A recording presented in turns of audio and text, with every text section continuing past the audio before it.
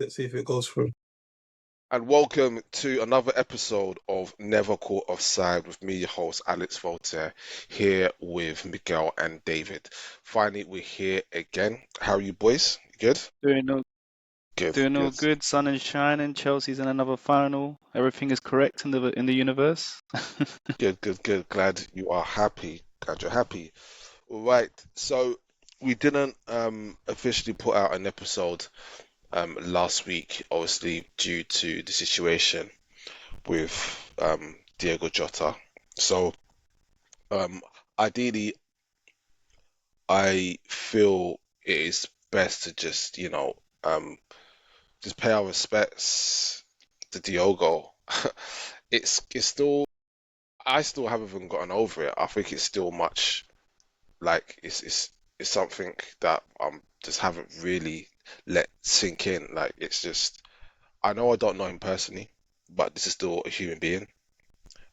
He's somebody who's known like worldwide, so I can see how it would affect not just his family, but also Liverpool fans and stuff. My heart goes out to his family, his young kids, his parents, his wife. The only thing I can offer as some type of positive is that, they managed to have him in their lives for 28 years. His wife got to have him for the years up together. The kids got to see him, be with him, watch him play football, and at least we'll have some memories of him. As fans, we've got memories of Jota. It's sad to see somebody in their prime lose their life like that. It's such a tragic manner.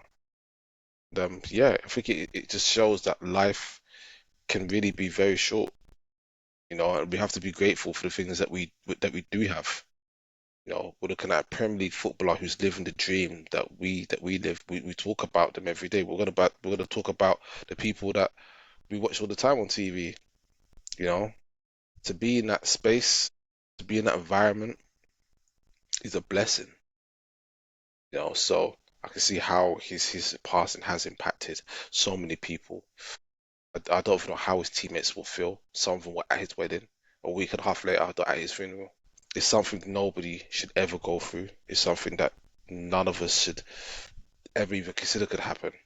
Yes, we won't live forever, but we all at least want to have a full life and be able to enjoy our life with our loved ones and stuff. So those, even if you're not religious, if you are religious, either way, we still value life. And I've prayed for everybody that I know to always be able to flourish in what they're doing and be able to see the next day. So Diogo, you gave me so much joy. You gave me so many good memories. It's sad that you've had to leave us in such a tragic way, but you'll always be remembered. And I'm happy that the club are going to, like, in a sense, immortalize you by retiring the number 20. You haven't left us. You're always going to be here. Hopefully we're gonna, whenever we play our next game, you're gonna be there with us throughout the season, supporting us from up above. Thank you, Diogo, for everything you have done for the club. Right, now let's get straight into it. I think all of us had just been watching the World Club Cup. Okay, so we're gonna see a final between Chelsea and PSG. So that's where I want to start. I want to start with Chelsea. We'll talk about the game in a little while because we want to focus on Madrid as well.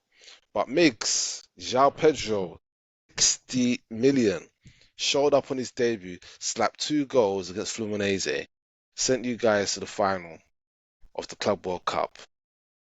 How you, what are you more excited about? João Pedro, or are you excited about playing in this final? Talk to me. What's going through your mind, man? Nah, very, very excited about the player, but look, no individual player is bigger than the club, so the final for me will always come first. But the nature in which we got there, I think, speaks volumes. A lot of people were saying, not sure if he can score goals. He takes predominantly penalties. He's been stat padding for the last couple of years. Everyone pulls all the stats and everything to debate whether it's money well spent. But I think him scoring not just 2 goals, but 2 goals in the manner he did, screamers.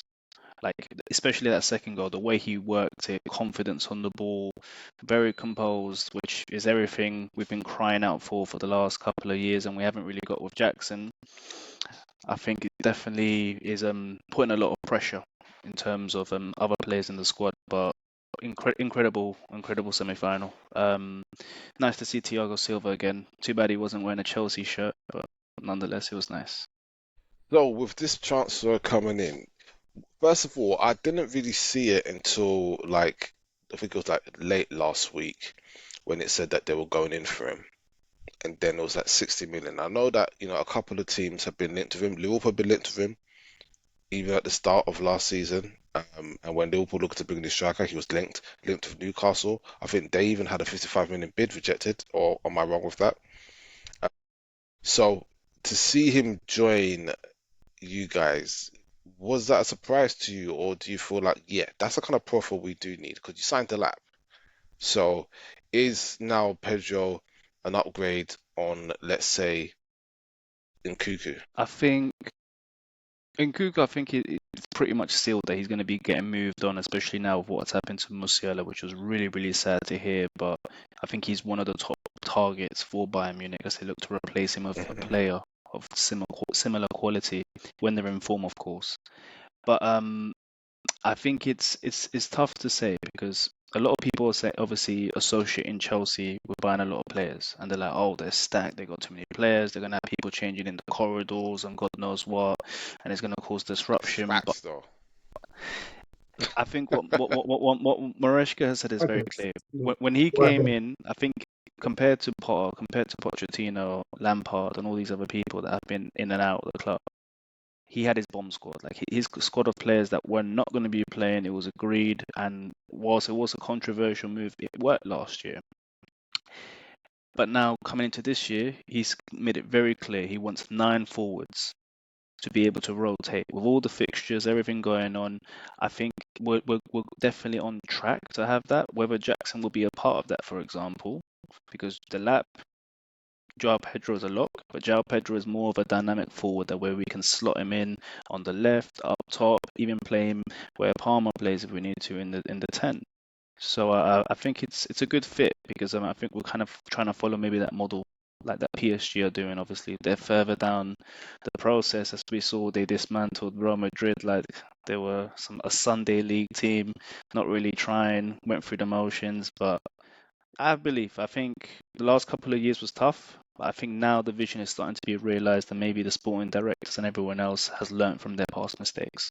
Well, it looks like you'll be probably moving on Noni Madueke, and looks like Arsenal looked like the destination for him. So you're talking about this dynamic movement up front. So let's go with the 4-3-3. Okay, so you're gonna have Pedro, Palmer, Neto, or you've got Jackson, um, Delap, and then Esteval, who potentially could be coming in and playing on that side. You played against him, against Palmeiras, and he showed you guys what he could potentially do.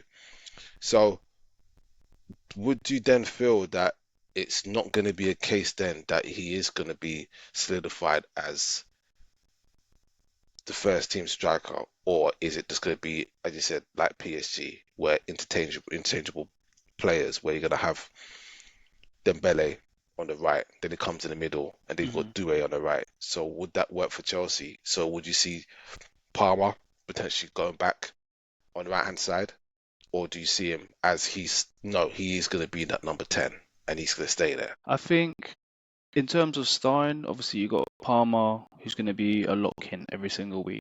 Providing he's not completely out of form, even if he has to drop down deep and maybe he's not getting as many goals and assists as people expect of him off the back of his first season. But the lap's always going to play up top. Gittins is always going to play in the left, as far as I'm Forgot aware. about Gittins for a second there. You see how many That's players you what I got. mean. That the My catalogue player. days, bruv. You have to But get rid of then, some players, man.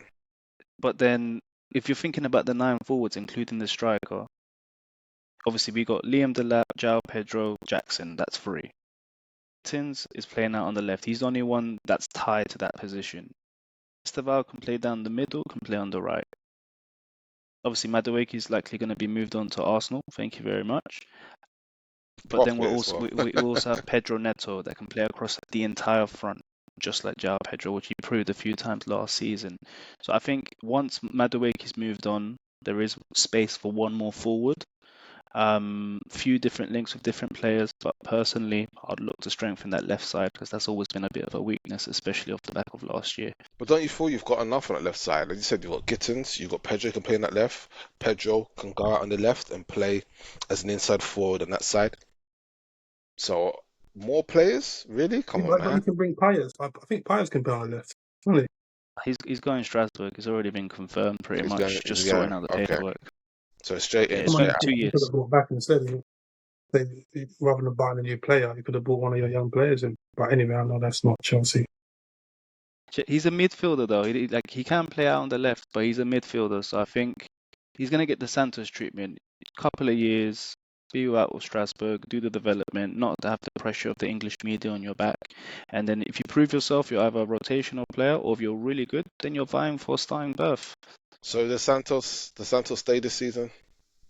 Yeah, 100%. S- He's played various matches. Even started against Palmeiras when Caicedo couldn't play. So what does that look like for people like Chukwuemeka who's coming back from loan and then you still got Dewsbury Hall playing there as well. I think we're in the pipeline to try and negotiate an exit with him. It's just Dortmund, even though they bring in God knows how much money, they're very tight. Like all these Italian, German clubs, Spanish clubs, they don't want to spend the money. But when you come for their players, they want to charge you. They've put you in a position where you need to sell your kidney to be able to buy the player. And what about Leslie Okuchukwu? What are you lot doing to my Nigerian brothers? Like, what about Leslie? You know what? And I was really deep in it the other day off the back of his loan last season with Southampton. And I think it's purely a case of bad luck because he is a good player and he's 21 now. I think if it wasn't for the injuries and all of that, I think under Pochettino, he was going to get a good run of games. He was looking tidy in the midfield, not a starting player necessarily, but I think I think the preference the club has stated is to move him on this summer. There's interest in him, but I reckon we'll take a minor loss compared to what we pay. I think we paid 24 million, but they're looking for around the 20 million mark, so we'll just be one of them. So would you then say it's likely that Madueke and Cuckoo and Jackson could all leave in this window?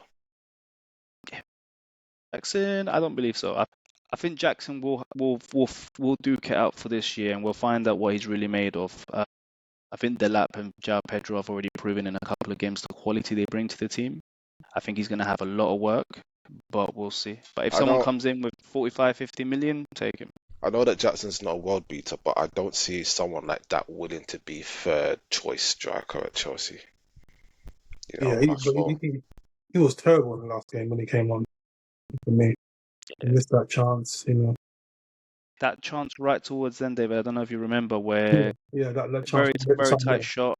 He could have squared it to Palmer, and Yeah. Palmer was fuming. He started booting the goalposts in frustration. No, you know what? I think because he came on, he really wanted to make an impression. He really wanted to score.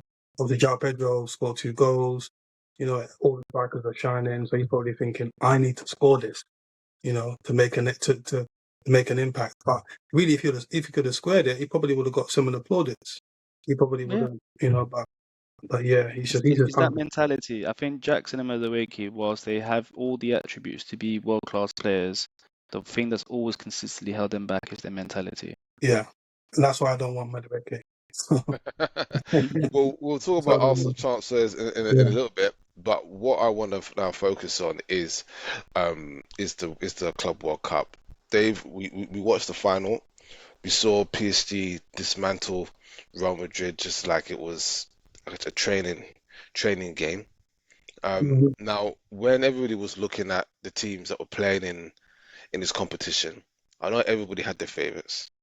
PSG had to be one of them.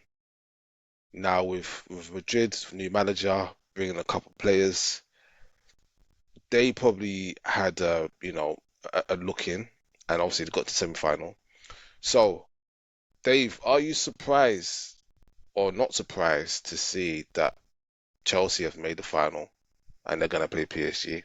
Did you feel that Chelsea had enough to get to the final? Based on my understanding, so I haven't watched all of Chelsea's matches.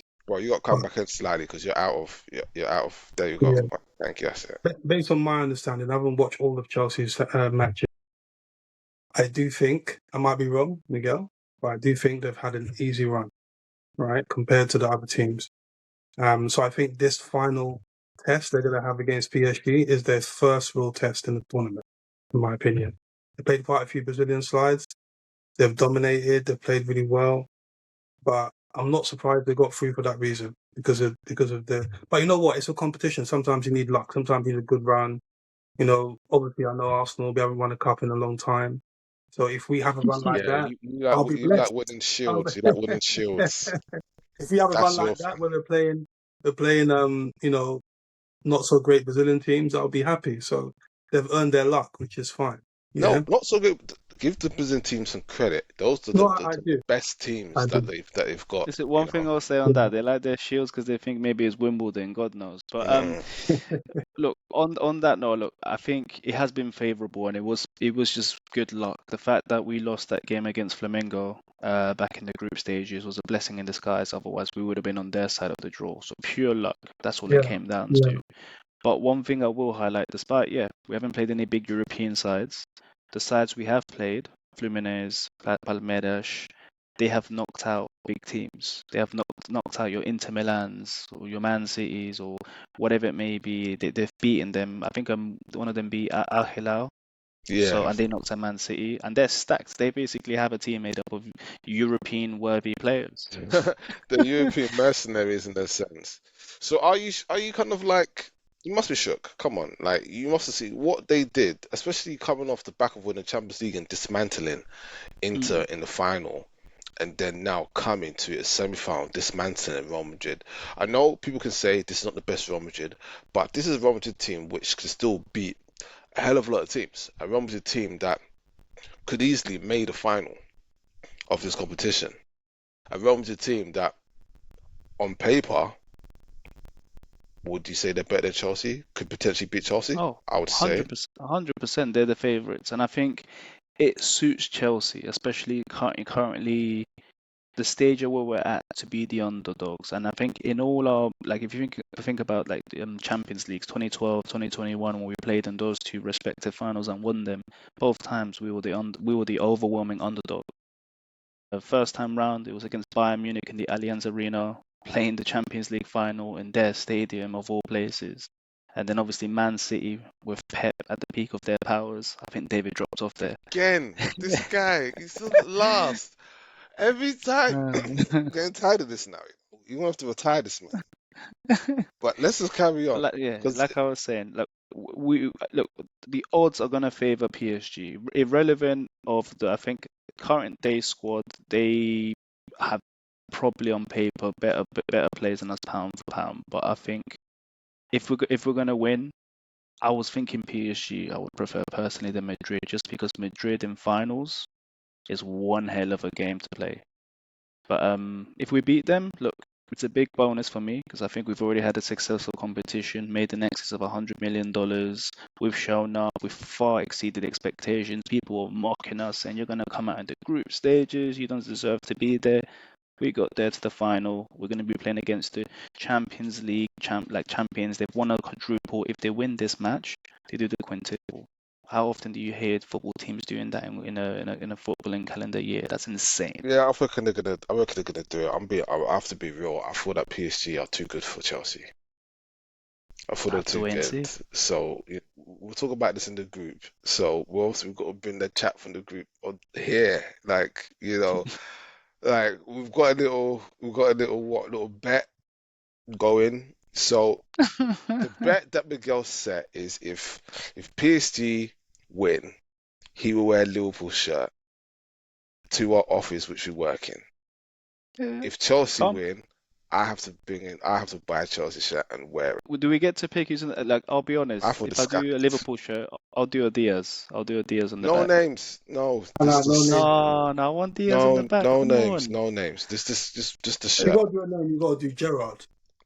Legend. You gotta have Giles better than Lampard written on the back. You know what I was saying to myself the other day? I wouldn't mind the Liverpool shirt this year because they got the little tribute to Diogo Jota that I'm you're gonna buying a be able to Liverpool get. shirt. for the season. I'm putting Jota on the back, so it's just that's gonna be my number for now, number 20 Jota. Just as respect, but That's a good shout. we will definitely. I'm taking that bet, and I thought I'm gonna win it. So I You will. want Liverpool away shirt, the green one. Yeah, that's what I want you to get. No, it has to be the red one. Has to be the red one. Have to keep it. Have to keep it classic. Definitely keep it. Carlsberg, this guy's going with that Listen, one. let's throw in a little extra caveat. Next episode, following the result, you'd have to wear it on the podcast as well. Well, we'll go with a little prediction of the final, and I'll go with you, David. Where do you feel this final is going to be, prediction wise? I think PSG will win 3-1. I just don't think Chelsea have had enough. All the players they've got that haven't got the pedigree of PSG, where PSG have played Real Madrid, they've played Inter Milan. They've got experience now in beating big teams. Whereas Chelsea, I feel all the young players they've got, all the new players they've got, they haven't got that experience to deal with that sort Yeah, of I thought tactical mentality. it's the next level of them. Yeah, so I think they'll score a goal, but I think PSG will win 3-1.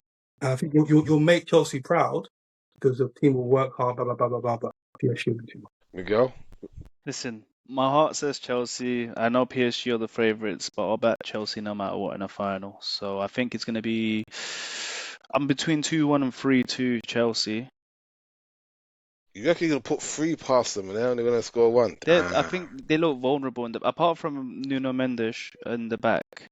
I think they look like they can be had. I was watching Madrid against them. Madrid just weren't on it. They weren't sharp.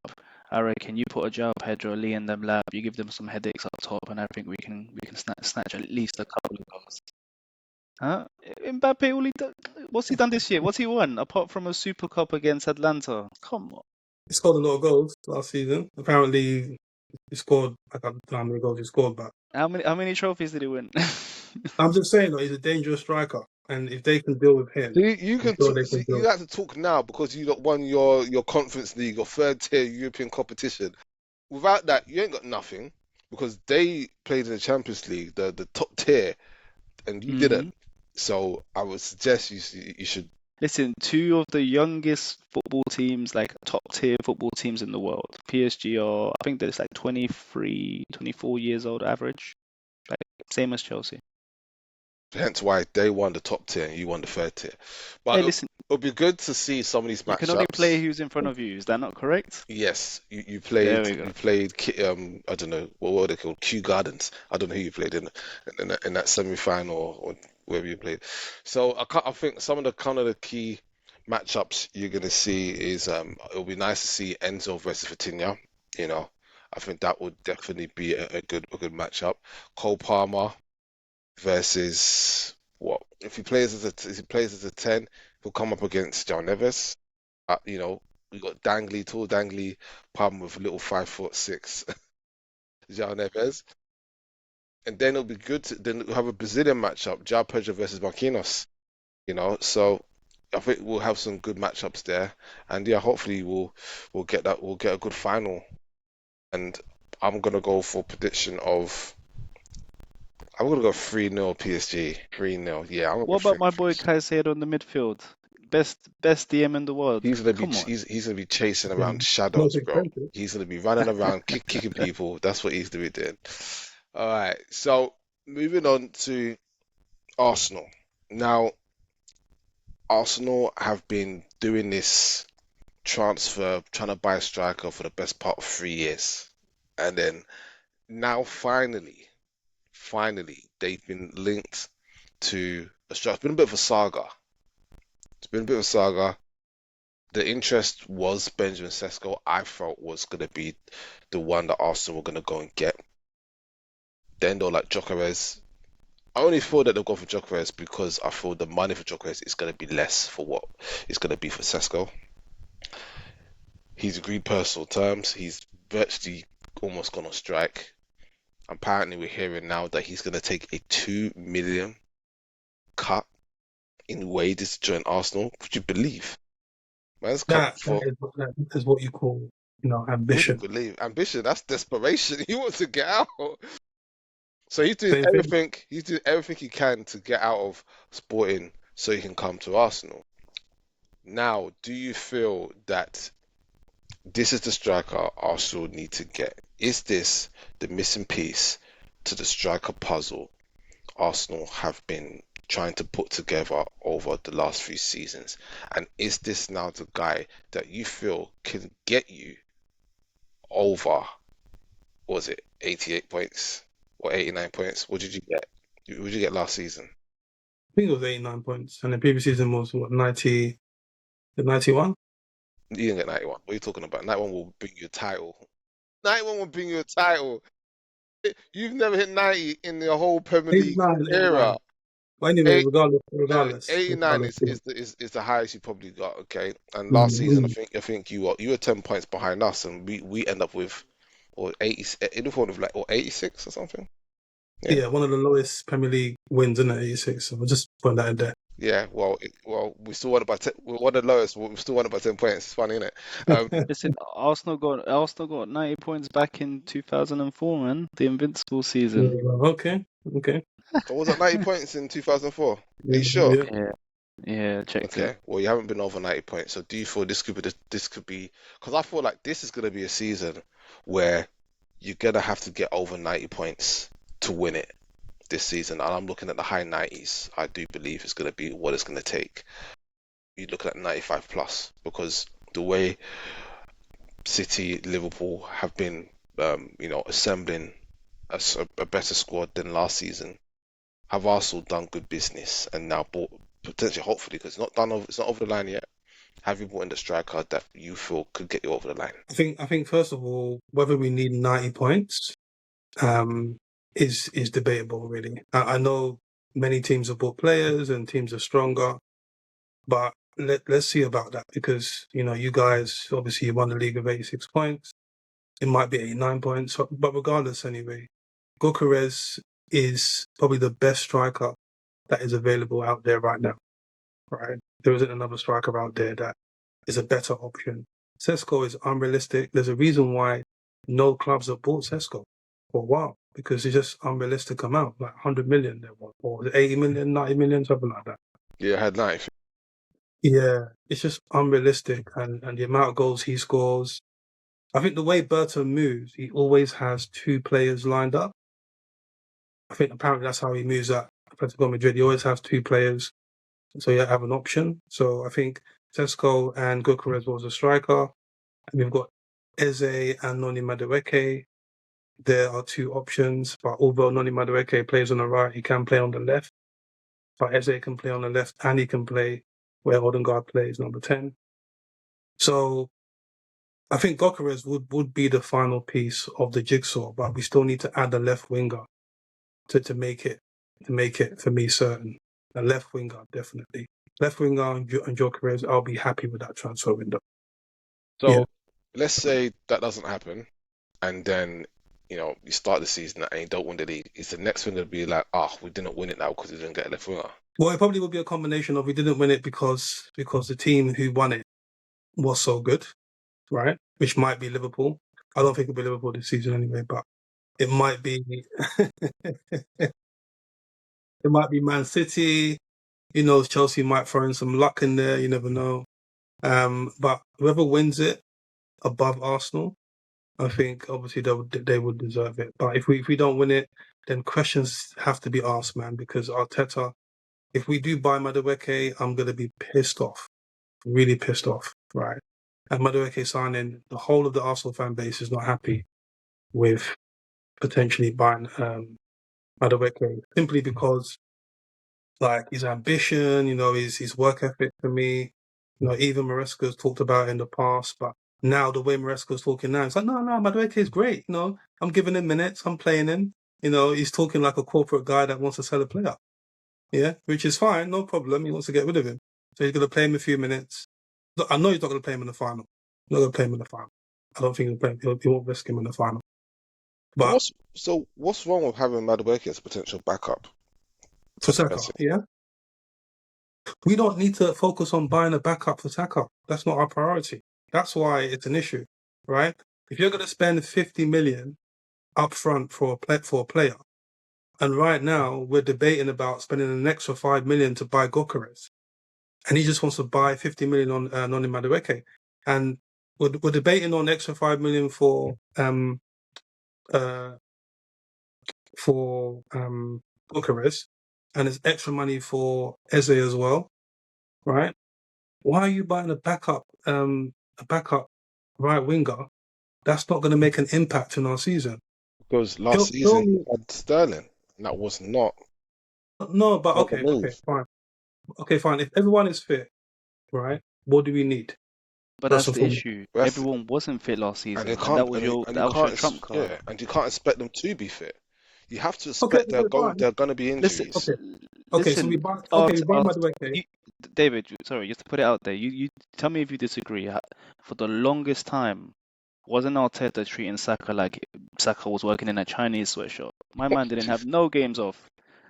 Yeah. No games For the off. sake He of was this playing. podcast, we No. have to say we do not support Chinese sweatshops. Yeah. No, I agree. I do love my Chinese. So, um, listen, I'm not doubting that Madueke can't play as a backup to Saka. He can, no problem. That's fine. But yes, we need a striker and a left winger. That's what we need. Yeah. So sort out our needs first, right? And yeah, if you want to buy Madueke as a final signing, as an extra cherry on the pizza, fine, I'll take it. To Yeah. say extra cherry on the pizza, I've And never then, I heard don't of know, this an saying extra before. pepperoni on the pizza, that's fine. But sort out Gyokores. I want to see Gyokores' sign. Make the statement, make the impact. If we buy Noni Madueke and that affects us buying Eze or Gyokores, I'm not going to be happy. I'm going to be pissed off. They start talking about financial fair play or we got to sell a player to buy another player. Start talking about all that shit. That's going to piss me off. Right.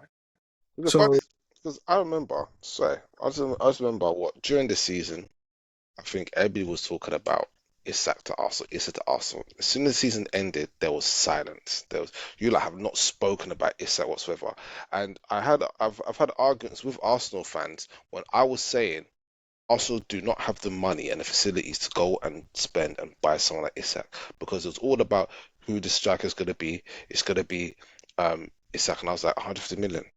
When you've got other positions need to fill, I was like, it's not going to happen. So I'm not surprised that we're now in the close season, with transfer windows open, and what we're seeing from Arsenal, Kepa, Norgard.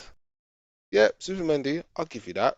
But even that, he signed and nobody was like, it didn't make no waves. Like nobody really cared because maybe you'd have been trying to sign for the next 6 months, and then now this whole even the even the even the Gyokores and Sesko rumors made more noise than you lot signing Zubimendi. So the whole talk of Isak was all about, nah, it's really never gonna happen. Those are not realistic moves. It's all as I feel like that is where Arsenal are, the 50 to 60 million type players, probably less.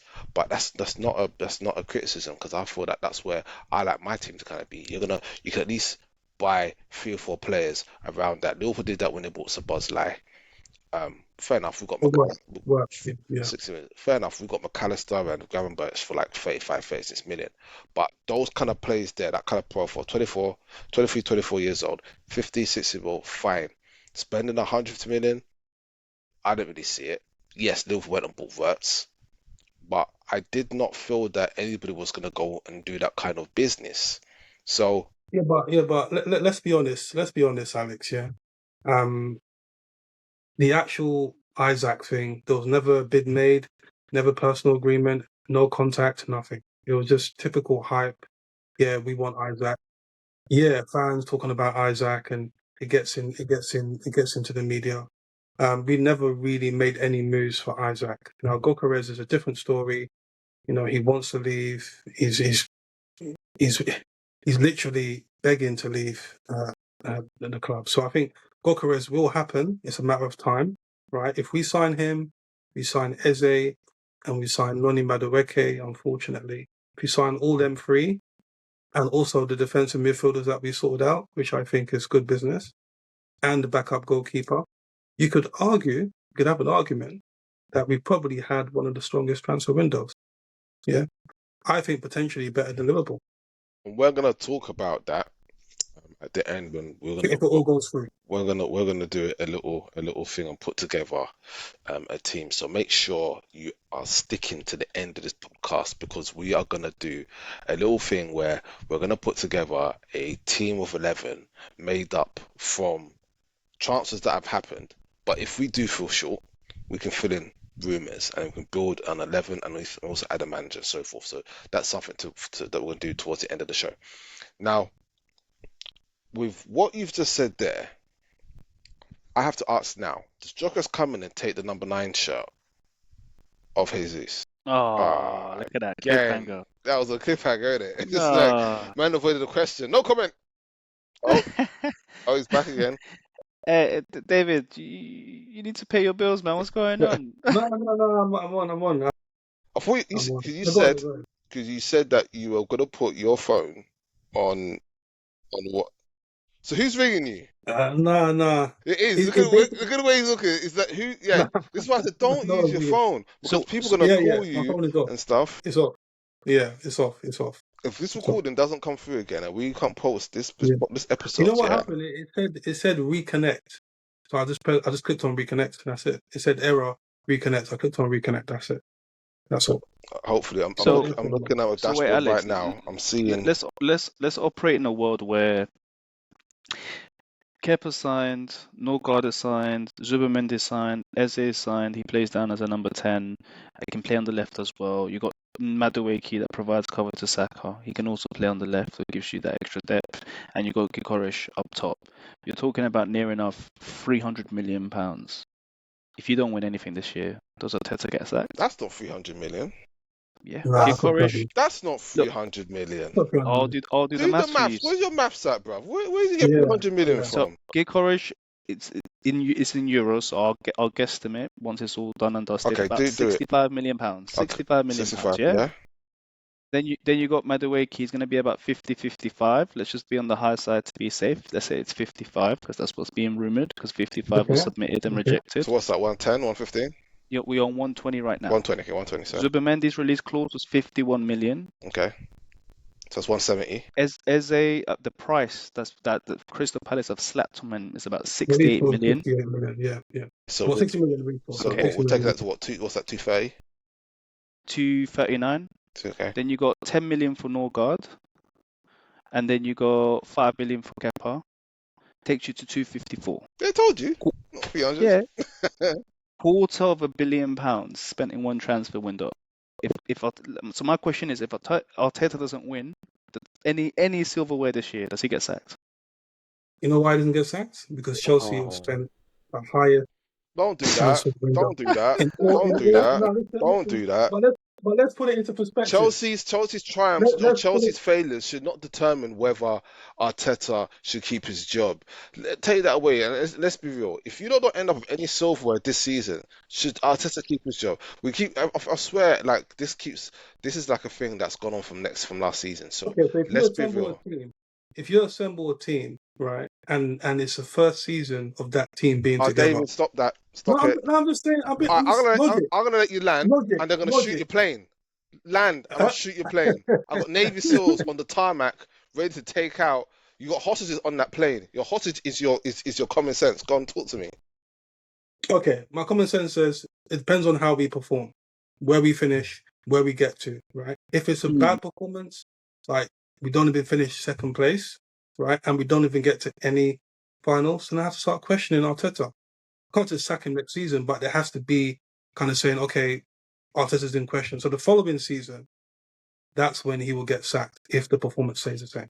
So I think the performance next season matters. Do we challenge Liverpool? Do we challenge Man City? Right? Are we challenging? This I thought last season we didn't really challenge. 10 points behind Liverpool. Champions League, fair enough. We got to the semi-final. Okay. So But so I want to see a challenge. Is 5 points behind. Let's say Liverpool win it again. So 5 points behind Liverpool.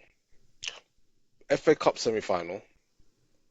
Champions League final. Does he still keep his job? I would want questions. No silverware. But this is what happens. Yeah. 5 points, lose the title. Okay. Semi-final FA Cup loses. Final Champions League loses. Let's not worry about League Cup because no one really cares. So Yeah, yeah. those three there, FA Cup semi-final, 5 points from winning the league, and Champions League final doesn't win it. So there's no silverware, but progression compared to last season. Does he keep his job? I've got two answers. Yes, he does keep his job because of the progression, You can't have two answers. right? You have one. But in that yes, I feel questions have to be asked, right? So questions have to be asked. Why are we continuing not to win trophies? But did you But in ask terms of questions last season? yes, we did, and we're trying to rectify that with buying a striker So then you and buy the filling position. striker and you still don't get it. So what questions Yeah. more do you need to ask? If you sign, like, come the end of the transfer window, you got a striker, you got depth for the left, you got additional depth for the number 10, Madueke, who can cover Saka, who competently, FA Cup, all of that, he can have him covered. The only He's got issue, the whole team stacked. yeah, no. I understand what you're saying, and I've said yes. Questions have to be asked, and we have to put pressure on Arteta. But realistically, the club owners, right? Arteta, I think, is one of the highest paid managers, right? One of the highest paid managers, right? But also Arteta, if he's finishing, I know this is going to sound bad, but if he's finishing second every season, right? You don't realize how hard it is for owners to just sack a manager that finishes second every season, right? And bringing a new manager, there's a lot of risk in that, right? So I'm not talking from my fan perspective. I'm thinking about a club owner. Just come in and say, no, I'm sacking you because you're second, you're not winning the trophy. Okay, It might work for Real Madrid. It might work for Real Madrid. It might work for Barcelona. But in the Premier League, I don't think club owners think like that. But I think as fans, yes, I would want to go down that line to start thinking next season, okay, so who can come in to win us a trophy? But I just don't think the owners will have that, unfortunately. I think they'll stick with him second every season, bringing in the money, whatever, running the Champions League. Unfortunately, that's how it would be, and you guys should look realistically, oh, right? let me ask the same question to Miguel then. Should they sack Arteta? 100%. Cool. Now, I think what happens a lot of the time is different clubs have different cultures. So you can correct me if I'm wrong, David, where there is a lot more patience and part of the process and phase 98 of whatever transition. But like, cool, as much as you can say the Conference League is a third tier competition and everything, we only played in it because Man United won the FA Cup against Man City. We've had a championship level manager, no Premier League experience, come in, lift European silverware, and taking our club to the Club World Cup. And we're about to play against PSG to be world champions. And that's all in the first 12 months. let's take the club World Cup out of that because you got invited on glories that from 4 years ago. 2021. Come on. Let's not Yeah, regard that. from a world-class Yeah. manager. From a world-class manager, Yeah. yeah. Tuchel won the Champions League off the back of an awful season the season before. Bunch of misfits that he got to play his system and won us a Champions League. So this is the thing. I think as a Chelsea fan, I wouldn't tolerate it. Hell no. 6 going on 7 years. Nah. I'll be fed up. I'll be like, I agreed with you. But Miguel, I agreed with you. I said yes, we need to start thinking about moving him on. But like I said, the club owners are not going to think that way. Not at all. I don't think so. I don't think second place consistently. It will be hard to just sack the manager. Back in our glory days, let's say who was our last manager before? What's his name? Right. What's his name? Unai Emery. Unai Emery, yeah. So if it was in that situation, fine. But Arteta has brought the club up for all that, bringing through the youngsters, bringing this team forward. It's a lot. I don't think the club owners would sack him unless for the next 2 or 3 seasons consistently there's been no progress. We don't finish second place. That's when I think they'll sack him. Right, I'll throw a question at you both then. Liverpool, if there's no trophies next season, should Slot be sacked? nah, credit in the bank. That's what I'll stick it on. He's come in, no expectations to win the Premier League, and he's won the Premier League. Bunch of new players being brought in. There may be a period of transition. This is just me trying to be as impartial as possible. But he has to be competitive. If this guy's finishing 6th, 7th, 8th, and they've spent X amount of money, no, that's unacceptable. But if he's top 4, 2nd, 3rd place, just kind of missed the mark, maybe had issues of injuries, then I think there's a bit of context to bear in mind. How about you, David? Sorry about that. That's all right. That's all right. No, I think if you put it into context, I think if Liverpool buy more players, right, you've already got Works, you've got Gyokores, you've got Frimpong. That's what, nearly over 200 million, right? Yeah. So if you buy another player, apparently, if you buy Isaac, whatever, if you buy a striker, because obviously you need a striker, Nunes is not going to be your starting striker, and unfortunately, Jota is not available anymore to play for you. And you've got Gakpo on the left, you've got Diaz on the left, you've got Salah on the right, and that English lad is gone. What's his name? Bonda, The English, no, the English the guy that English. can play on the right wing. Huh? What English guy on the right wing? The English guy that can play on the right wing. What's his name again? The English. Harvey Elliott. He can play right wing and Ah, he play number 10. So he's gone. he's not on the right wing. He's gone. Not yet. He ain't Yeah, gone nowhere yet. he ain't gone yet. Okay. He So ain't you gone got yet. Salah in the right wing. So you do need to buy a striker. So if you buy a striker, and you've got Works and you've got all these signing, then I think the amount of people that you bought, on top of that, you've had a winning team, winning Klopp's team as well, that you inherited, and you bought all these players. I think he needs to do something next season. I think he needs to win. I'm glad you mentioned that because that's a good segue because I wanted to talk about that and Liverpool looking at new striker. So it looks like Liverpool are probably moving away from Isak. That deal looks like it could be a bit of a mountain to climb for that deal. And with the tragic loss of Jota, it looks like Liverpool do need to actually bring in another striker. So it looks like Liverpool are preparing a bid for Hugo Ekitike at Frankfurt. Now we've quoted around, I think it's like something like 86 million euros. This guy only scored, I think it was something like 15 league goals last season. But I think this is more of vision than it is about value. You know, he's only 22, 23 years old.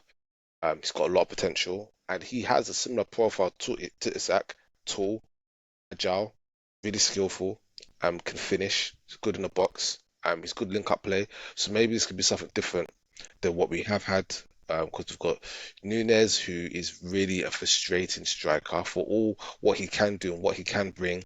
It's not consistent enough, especially if you are trying to chase not just the title, but also European glory and domestic glories apart from the league. Maybe if he doesn't move on, then we can keep him on the bench. So bringing Etitike, yes, for the amount of money, I'm just like, this goal, really go and get him. I feel if Liverpool do bring in a striker, which they will do, I think Etike is going to be the guy, and I'll be happy with that. I would have loved Isak. I know you lot would have cried if Liverpool had got Isak, but to break two British chancellors in one window is crazy. I don't think anybody has ever done that. I don't think anybody will ever do that. But we're trying to shot Darwin off to Lazio, to not Lazio, Napoli. But I don't think it's going to happen. I feel that Liverpool would take a bid, especially now that Osimhen has agreed a move to Galatasaray, Yeah. and they're now putting together the money to buy him. So the only fit striker they have is Lukaku. So bringing in Nunes would be would make sense for them. But then we'll be then left with literally no strikers. And we got Jadon Dant, who was on loan to Sunderland last season but got injured, came back. I don't think he's even ready for as a backup. I think he needs to go on loan. So that would be too much to be put on the shoulders of such a young lad. So ideally, I think Liverpool might even get two strikers. But who the second striker is, I do not know. I think it will be ludicrous if we let Luis Diaz go. And that has been the one thing over the last couple of days we've seen. It seems that Diaz has verbally agreed a move to Bayern Munich. I haven't seen any confirmation on that they've agreed personal terms. But Bayern Munich have put in a bid of around I think it was something for like 50, 55 million. Liverpool said no because we've got teams like Al Nassr who want to put in around 75 to 90, potentially 90 million. So it's like, well, I think it's a conversation they need to have with Luis Diaz. Do you want to leave? If he wants to leave, where do you want to go? Because we can take a bid from Saudi Arabia. And if it's money is the thing, if it's the issue, then he goes to Saudi Arabia. If it's a case that he wants something new, then go to Bayern Munich. But Bayern Munich have to pay the money, and he's got 2 years left on his contract. But Liverpool really hold a good position. I feel Liverpool shouldn't sell him and should keep him, renew his contract, and then play because he was brilliant last season.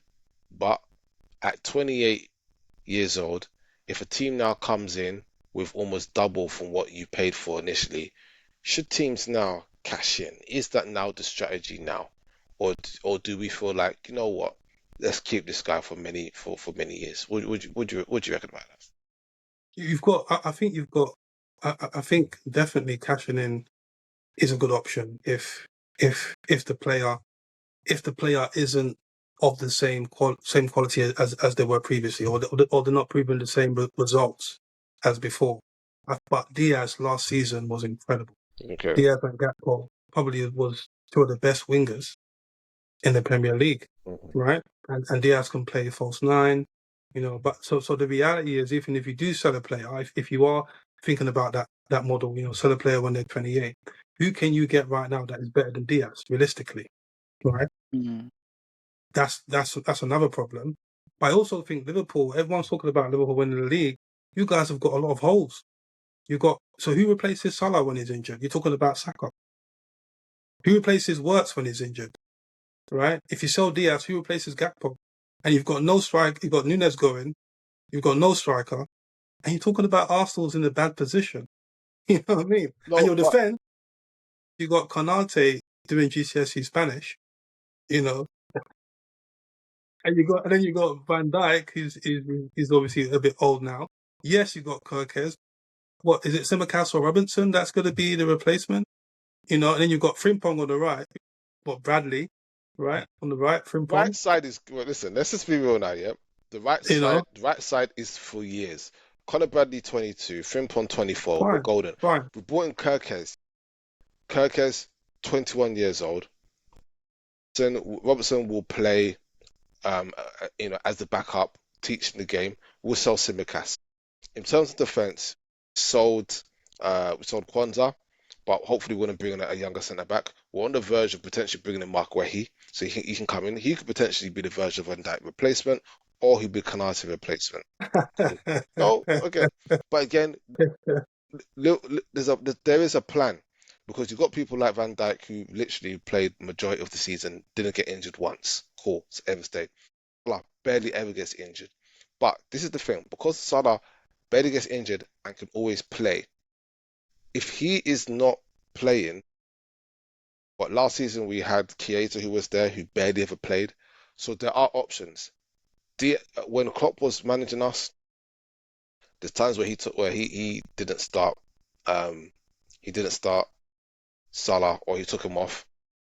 Diaz went on the right hand side. Jota went on the right. Okay, we haven't got Jota anymore.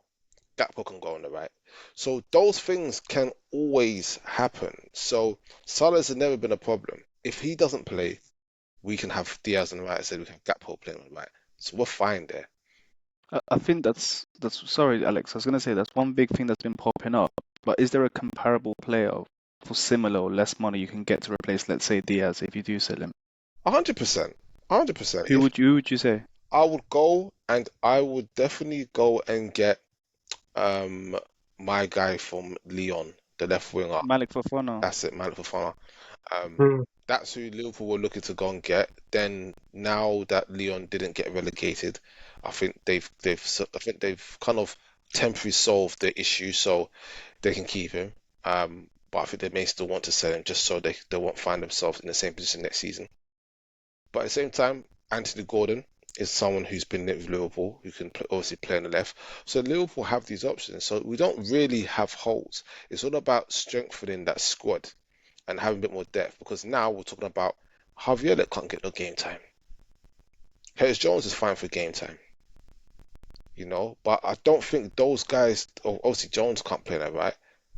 And because of what Salah does, no, you can't see Javier that play on the right hand side. That's not his game. Elliot should be playing as an 8 or a 10. Mm. But he can't do the dog work like Sabota can do in that 8. And as a 10, Mackay's is better than him. Now put in Verts. I don't see Harvey Elliott trying to come in and displace Wirtz. Would have to be a backup. So it's a choice. Either Elliott will stay and be a squad player and keep that depth in the squad, or he says I want first in football, and then we sell him, and that's gonna be 40 to 50 million easy. Liverpool will go and get somebody. We will do that. It's just a case. I think David does have a valid point though. You guys Yeah, he have has a left valid yourself a point. bit thin. He has a Yeah, valid point, because but it's cause just, let's say Konate doesn't extend. You need to sell him. You're going to get peanuts compared to what he's really worth. of Then you course. need to buy two centre backs. Guehi's not going to be cheap because Crystal Palace don't do cheap. But he's in his last Ask, year. They can't force him. yeah, yeah, but Crystal Palace are mad. They'll do a madness. Ask David. Look what they're Yeah, doing and with he's Eze. English as well. He's English. He's He's English. English as well. Cool. So Last year the uh, contract. so It can't so you need to buy can't two be centre stupid. backs. Let's say two centre backs off the back of selling Konate for whatever you get because he probably won't sign. Then the midfield is not 100%. You're lacking a bit of depth. Let's say you sell Harvey Elliott 50 million for argument's sake. Players are going for 50, 60 million nowadays off the back of one decent season, which is a madness. So it's really tough when you think you haven't even got to the midfield, which is looking a bit paper thin, and you're still missing two strikers.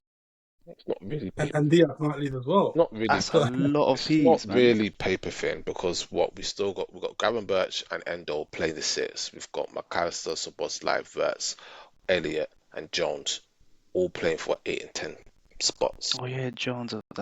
He was a ghost end of last season. And then we've got Tyler Morton as well, who looks like he could be on his way. And then we have Bajcetic come back off loan as well. So Liverpool ain't really a paper thin for the midfield. Some people may have to go. We've got Trey Naoni as well, who's in the first team, and he's just signed a new long-term deal. So Liverpool for midfields, we're golden. Yeah, I think it's a forward line. I think Forward it's line, I just think. I think it's just the centre back situation. Well, isn't doing well. We sold Kwanzaa, so we do need two centre backs coming in. So we're hearing Jared Hatto could be potentially somebody we're going in for, or potentially I don't know. I'm hearing Antonio Silva from Benfica, but that's that That'll be a one. good signing. That one I don't really see happening. They just had a bid rejected from. Well, he rejected a move to go to the Saudi Pro League, so I thought that maybe Liverpool needs to go and look at that. Mm. But with the talk of transfers, we're gonna now bring in this little game. Okay, I'm a bit wary of the time that we've got, so we're gonna spend the rest of the evening playing. I wouldn't call it playing a game, but you boys, you're gonna love this. You know, I like a little transfer builder thing. Okay, so what I want to do is I want to build a team. I've already named the team. Okay, and it's a team we're gonna make up from this season's transfers. Okay, all right. So I'm gonna share my screen with you. I would love a drum roll. That'll be impressive. Okay, you guys, you're gonna love this. Yeah, watch this. I found this one earlier today. Okay, so where is it? That's not it. Is it that one? No, it's not that one. This isn't good because it's not. Ah, here we are. Here we are. All right, cool. Look at this, boys. Ah, would you look at that? That's golden, isn't it?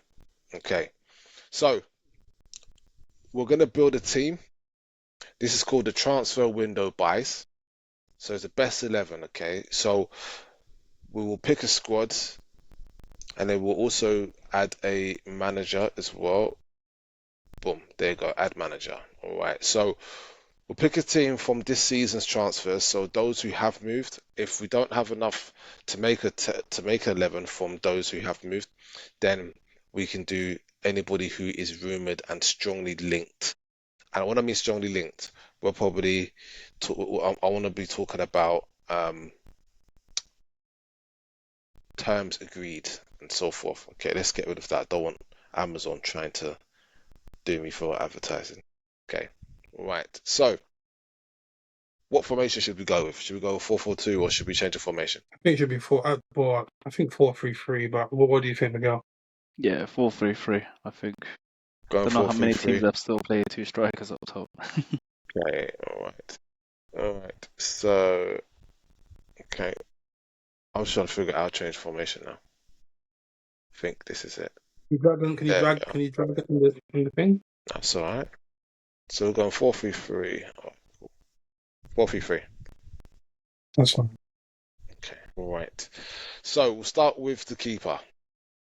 So who has been the best keeper by so far this season? Well, what, are we talking Premier League, right? Yeah, in terms of who's made some moves. There hasn't been too many goalkeeper moves. The one I that's think notable for me is Kepa. in terms of performance last season. This guy, any shot you give him from No, I'm outside just the saying. box, my Yeah, God. yeah. So has Um, anybody else signed any keepers? Because we're seeing James Trafford could be on his way to Newcastle, no, but that's not done yet. You're missing an obvious one Who? because he arrived this season. Deli, the Liverpool keeper. Okay, he hasn't played in Premier League yet. So, but do He you want to got say that's the signed best though. one? All right. Just joined. I would say for the money, the prospects, I think he's the best. All right, Yeah. cool. So we've But got better than Kepa 5 million and his performance last season for Bournemouth. yeah, and his performance in the Euros as well was pretty good. That's why I got his move. So Marvel, best goalkeeper that's moved, 30 million. Yeah, compared to 5 million. Yeah, I'll give that. Good shout there, Miguel. We'll start with the fullbacks. I'm going with right back first, and I think it's pretty obvious who that is. I know what's coming. The Man City reject. Yeah, let's go for it. Hey, don't say Man Man City, City too yeah, loud. yeah. Chelsea might sign him. Chelsea might Don't sign say him. Man City rejects because we know you've got a couple of them. Yeah, yeah. Zinchenko, Jesus. Should I say? Okay, Uh, okay. Right. Frimpong, right back. Left back. Okay, it's pretty obvious. Okay, this is pretty obvious. Go with Gyokores. No disputes. Okay, cool. Nah, solid player. Don't know why I bought two Gyokores there for some strange reason. Okay, so we've got Gyokores there. All right. So centre back wise, has anybody bought any centre backs? I know you're linked with Mascara. I don't think you've bought any new centre backs. Liverpool haven't. yeah. So could we then see? Would Mark Guehi be the potentially biggest centre back transfer in the Premier League, either to Well, we're Newcastle not or doing potential, Liverpool? are we? Are we doing potential or are we doing Yeah, confirmed time? if we can't get confirmed centre back signings, then we have to go with rumours. And I feel that Guehi is probably the biggest transfer rumour potentially Yeah, going to rumor-wise, move. that's fair. Yeah. Yeah. Did Newcastle sign a defender?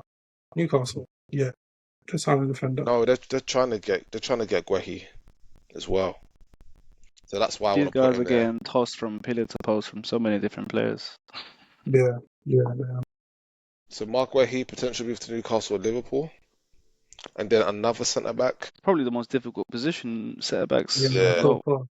I think if we're going on rumours and all of that, given how they play, I don't know. I feel, you know what? I think Arsenal will wrap it up real Mosquera. soon. I think for Mosquera, 20 it's still a million, bit Christian young Mosquera. player. Yep. Yeah, young player. Let's go Mosquera. Potential. Okay. So Saying that, Mamadou Sarr is not a bad player, but we'll put in Mosquera. need to see more of him. Right, now going to the midfield. I'm definitely gonna go here with Zubimendi.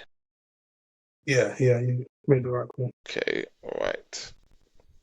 Um, this is okay. Definitely, But Works will be one, I'm right? definitely gonna Works. say Verts. Yeah, I have to say Verts. Yeah. I was either gonna put him as a, um, I was either gonna put Top him. line. Oh, damn, I've got to put Verts. I was definitely gonna put him as maybe as part of, as one of the front three, but we could change that if just in case we do see somebody else. So we'll put Verts in there. Now, this one here, I feel what we just at the start of the show before we started, we saw reports that Mohamed Kudus has agreed. Well, he hasn't agreed it yet, but Tottenham and West He's Ham. not a midfielder though. He plays a forward, wouldn't he? He plays Yeah, I across think the it's forward forward. line. I think it's more like Yeah, he's not a midfielder. he's You not a know winger. what? He's a winger, isn't it? This is why I Yeah, was gonna say Wirtz should be playing further forward then.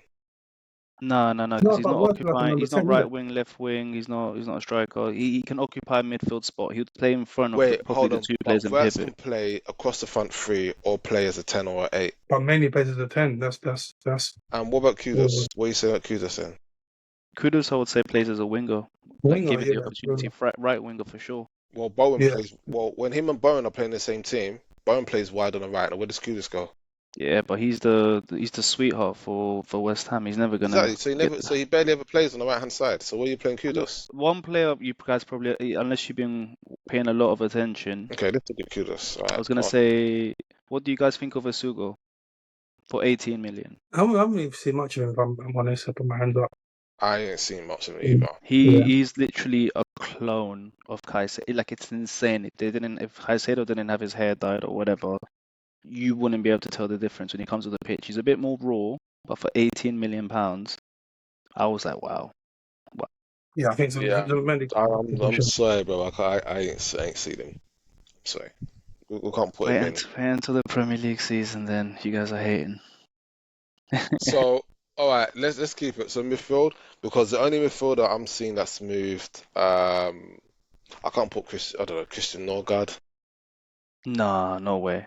Well, no God will be the DM, which got some Mendy there already. hmm But if you think about another number 10 that was signed this season, I'm putting Kudos there. You lot just annoy me, sorry, because this. yeah, I've never seen him play in that position anyway. To be fair, Doesn't matter. It's part of the thing. Yeah. All right. Cool. So there we go. Mohammed. He. There we go. Yeah. So cool. All right. So that's midfield. Then I'm gonna say here. Left wing, come on, João Pedro. Every day of the week. Every day of the week. Alex is having to. Yeah. I'll give that. I'll give that. Well, man doesn't come up the first, you know. So we'll go João Pedro here. All right. Then I'm gonna say, another Chelsea player. I'm gonna say Delap is. Come on. There we go. Finally, we got a shout out at the end. Okay. I get it. And then this one here, I don't know if you're gonna agree with this one, but I'm gonna put it here, and you lot can let me know. Solid player. Well, so he's number 10. He's actually a number 10. So he would probably play more in midfield. But he can play. He can play on the left. Listen, we're just filling the spots here. To be honest, in this formation, I would imagine Cunha and Wirtz would swap. Yeah. And then Cunha would play in front of the. Yes, Kudos is just weird being there, man. Yeah, I think But we're looking at the best. We're looking at the best transfers, so we're filling spots now, innit? No, I think Cunha's a good player. I think he'll do bits at Man United. Yeah, Cunha's a good player. He's a good player. Okay, all right. And then Then we're gonna look for a manager, and I'm gonna go with. Oh, can we even? Thomas Frank. Yeah, he's the only one that's new appointment of the season. I think with this, let's just get rid of the manager because it's not gonna put you can't actually put him in. I think it's artsy to put a picture. What I should have picture of Thomas Frank. But if there was gonna be a manager, it would be Thomas Alex, Frank. you can slap a picture of yourself there. It's all good. I should, you know. So okay, so this is what this team looks like. Okay, so Mamadashvili in goal, Frimpong and Gyokores as wing backs or just fullbacks. Centre defence, Mark Wehi and Mosquera. Then a midfield of Wirtz with Mendy and Kudus, and then João Pedro, Delap, and Cunha as our front three. What do you reckon this team could come in the league? Pushing the Champions League spot? 8th. Yeah, I mean the formation. I would question like there wasn't enough. That midfield's a bit. Yeah, can be run through in my opinion. You know. Yeah. So the formation. Yeah, I think it's a bit. I don't know. Yeah. I hear you. Well, that's that team. Okay, cool. All right. Right, stop sharing that. Great.